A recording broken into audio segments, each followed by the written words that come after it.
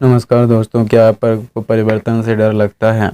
तो आप इस कहानी को सुनिए, आपकी ज़िंदगी और सोच डर सब बदल जाएगी। बहुत पहले की बात है, पूरी दूर किसी देश में 4 छोटे पात्र रहते थे। यह पात्र एक भूल भुलैया में चीज़ की खोज में इधर उधर भागते रहते थे ताकि उनका पेट भर सके और वे खुश रह सकें। दोनों पात्र चूहे थे जिनका नाम स्ट्रिप और स्करी था, और 2 छोटे लोग थे। ऐसे लोग जो थे तो चूहों की तरह ही छोटे, पर उनकी हरकतें आजकल के आदमियों जैसी थी। उनके नाम हैम और हाँ थे। उनके छोटे आकार के कारण यह आसान नहीं था कि उनकी हरकतें आपको नज़र आ जाएं, मगर करीब से देखने पर आप बहुत सी अनोखी बातें देख सकते थे। हर रोज़ चूहे और छोटे लोग भूल भुलैया में दिन भर अपने खास चीज़ को ढूंढते रहते।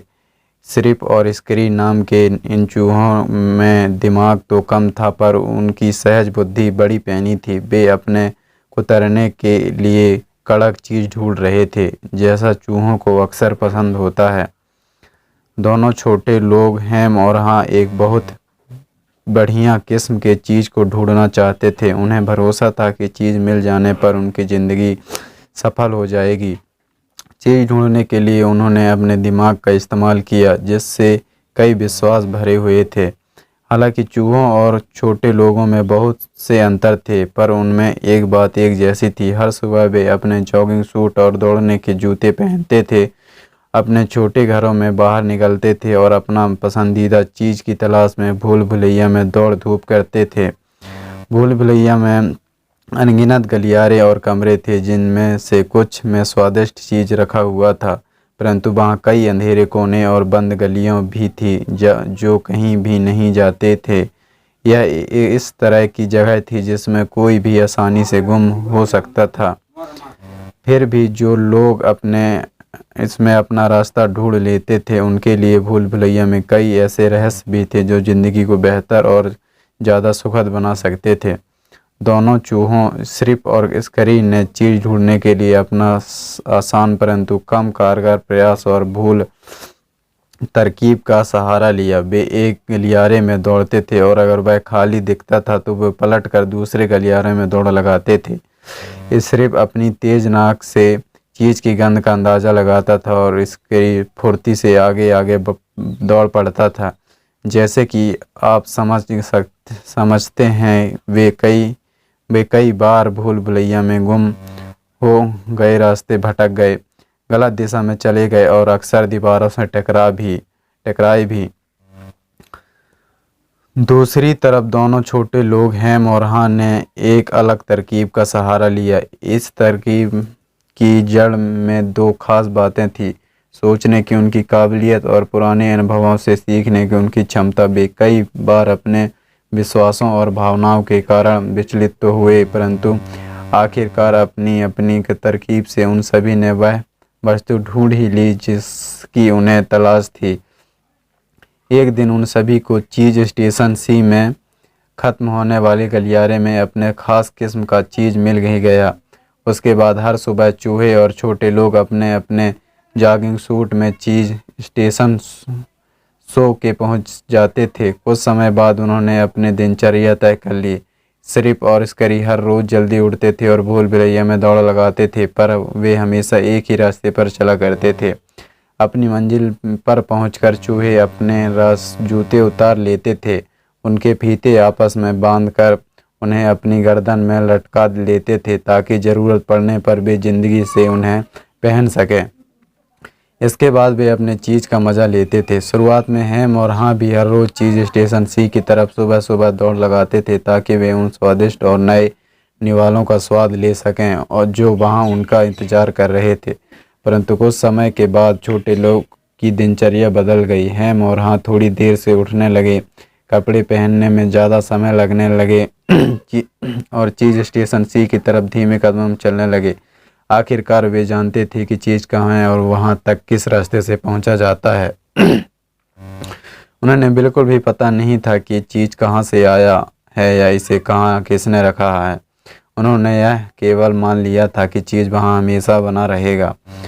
जैसे ही हेम और हाँ हर सुबह चीज़ स्टेशन सी पर पहुंचते थे, वे इम्तिहान से बड़ा डेरा जमा लेते थे और यह उन्हीं का घर हो। वे अपने जॉगिंग सूट लटका देते थे, अपने दौड़ने के जूते को दूर फेंक देते थे और अपने स्लीपर्स पहन लेते थे। अब जबकि उन्हें चीज़ मिल गया था, वे बहुत आराम तलब होते जा रहे थे।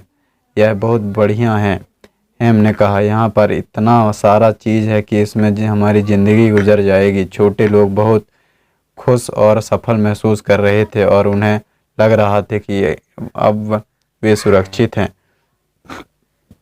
कुछ समय के बाद हेम और हाँ चीज़ स्टेशन सी में रखी चीज़ को अपना चीज़ समझने लगे। यहाँ चीज़ इतना ज़्यादा था कि उन्होंने अपने घर भी पास ही बना लिया और इसके चारों तरफ अपनी सामाजिक ज़िंदगी का खाका खींच लिया।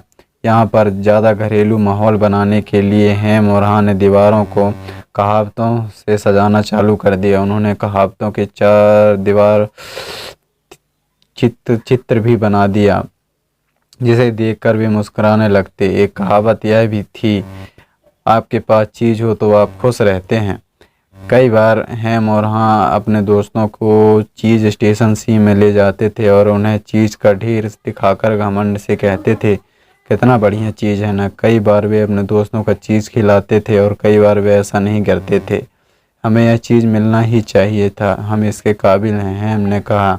निश्चित रूप से हमने इसे ढूंढने के लिए बहुत लंबे समय तक कड़ी मेहनत की। उन्होंने चीज़ का एक सुंदर ताज़ा टुकड़ा उठाकर खाते हुए कहा। उन्होंने बाद में हेम सो गया, जैसा कि वह अक्सर करता था। हर रात को छोटे लोग भरपेट चीज़ खाकर अपने घर लौटते थे और हर सुबह वे और ज़्यादा चीज़ खाने के लिए भरोसे के साथ वापस चीज़ स्टेशन पहुँच जाते थे। यह सिलसिला कुछ समय तक चलता रहा। कुछ समय के बाद हेम और हाँ का आत्मविश्वास घमंड में बदल गया। जल्दी ही वे इतने ज़्यादा आराम तलब हो गए कि उन्हें यह पता ही नहीं चला कि क्या हो रहा है। समय गुजरता गया, पर सिर्फ और स्क्रीन ने अपनी दिनचर्या को चालू रखा। हर सुबह वे जल्दी ही आ जाते थे और चीज़ स्टेशन सी के चारों तरफ चक्कर काटते हुए सूंघते और खरोचते थे।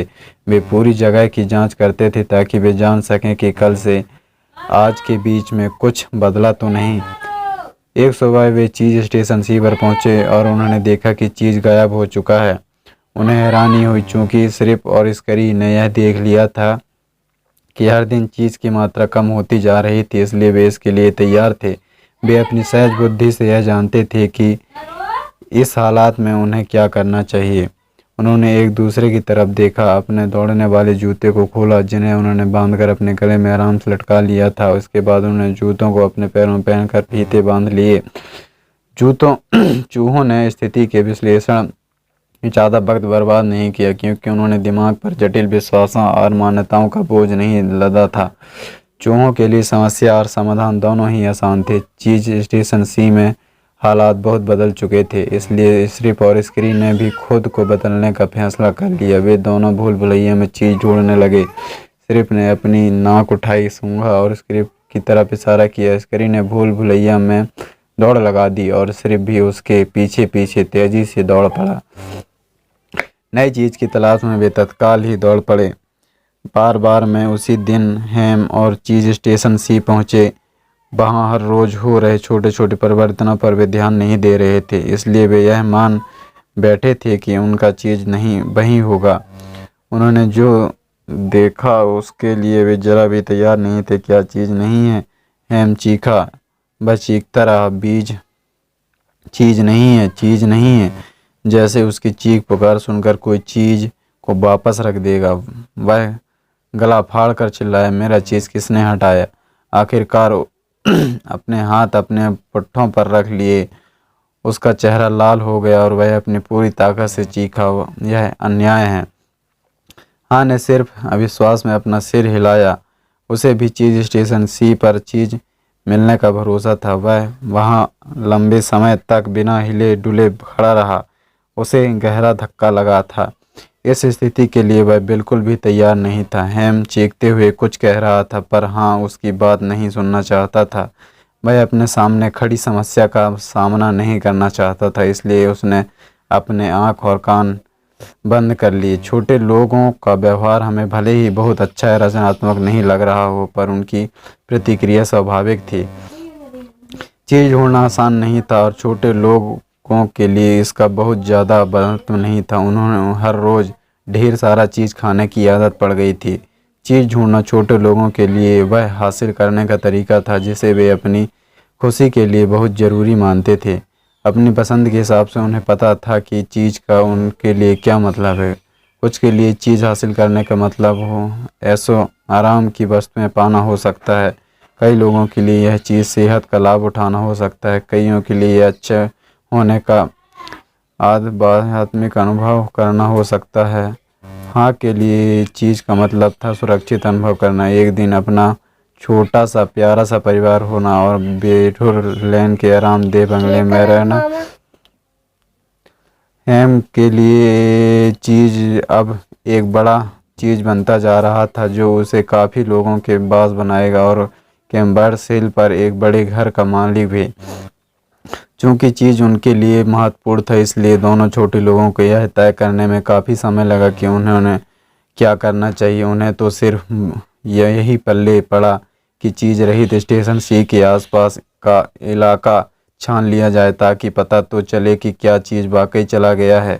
हेम और हाँ बिलाप और चीख पुकार करने में समय गंवा रहे थे, जबकि सिर्फ और स्करी फुर्ती से आगे बढ़ गए थे। उन्होंने इस जुल्म और इल्ज़ाम अन्याय के खिलाफ काफ़ी चिल्ला चोट की।